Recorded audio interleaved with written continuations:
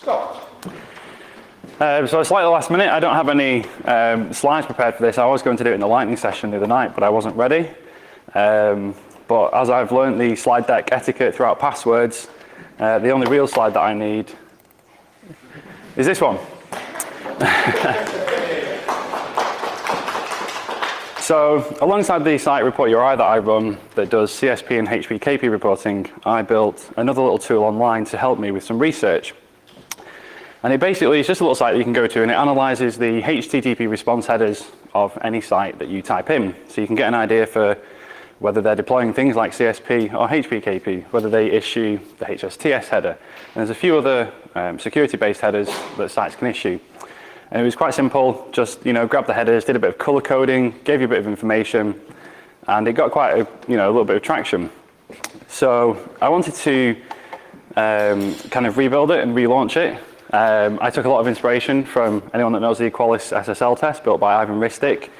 The whole grading system looked really attractive. It's quite nice that people kind of take these screenshots of poor scores and then can use them to encourage or hit organizations with to try and improve things. So last night after these sessions, I launched the new version of my service, which is up and available online now. And everybody can literally go and see this now. This is live. This is the new version. As I say, I've taken a lot of inspiration from the Qualys test. So there's now a grading system on there. You can go to the site, type in an address, and literally within a few seconds, it will do the analysis. You'll get a grade. It gives you feedback on the headers that are implemented, that aren't implemented, links to additional information and resources to read up on what they are and why. And it's literally, a simple case. cl.cam.co.uk.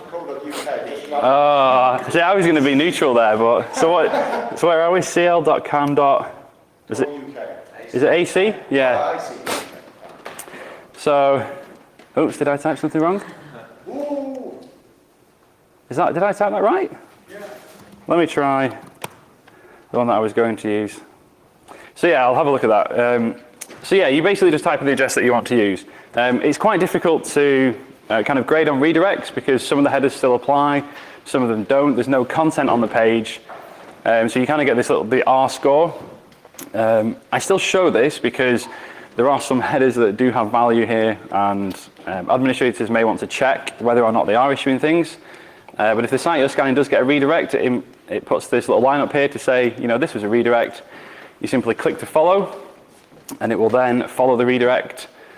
Some sites, do chain multiple redirects. I apologize for that, but you eventually get to the score screen. So in Qualys style, I kind of borrowed their layout and their grading system here. You just get a simple score. It lists the headers that are implemented, that aren't implemented. You can view all of the site's raw headers if there's any other information in there. I give feedback on things like, if the server header shows other information, there's a few others there as well. They don't affect the score, they're just kind of advisory. That's why I put them in blue. They don't actually carry any weight in the scoring system. You get a little bit of feedback on missing headers, so it's also kind of like protocol specific as well. So there's some headers that you don't issue over HTTP, like strict transport security, public key pins, things like that. So it is context aware of the protocol the site's served over. And you can link out to other sites, blogs that have information on what the header is. I try to keep kind of like simple one-line descriptions of what they are to be fairly user-friendly. If you want the additional technical information, then you have to click through out into links to other articles. But the hope is that if you do things right, and to try and drive people to do things right, it is really pretty. Again, sticking with the whole color scheme thing here, the big A+. This is also mobile friendly. On the mobile site, it's actually quite nice because you can literally just grab a screenshot of the summary section. It's perfect for tweeting, saying hey, why does my bank get an F? So yeah, it's, this is just to try and kind of, give people some information. It's really fast, it's really easy. You can look at this, if you get an F, that there's no real reason. So I'm hoping that the new grading system now, rather than just the basic text layout before, can kind of give people something to go to an organization with. In the beta, I've kind of already seen that this does work. During the beta, there were some sites that got like D grades that come up in orange. And then the site admins look at that and think, oh, I don't like this. This is terrible. I've got this D grade. It looks bad. I've got red things everywhere.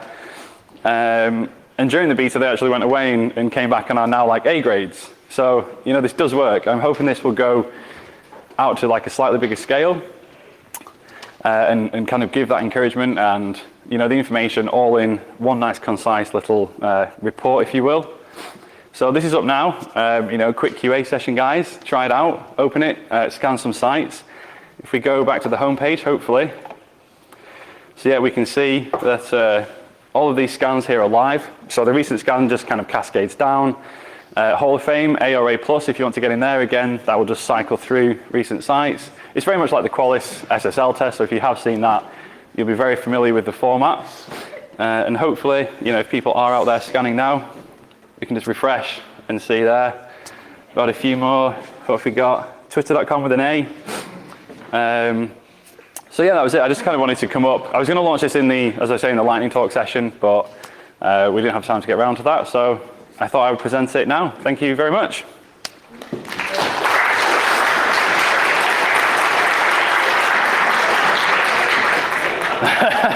NSA.gov. Oh, that's terrible.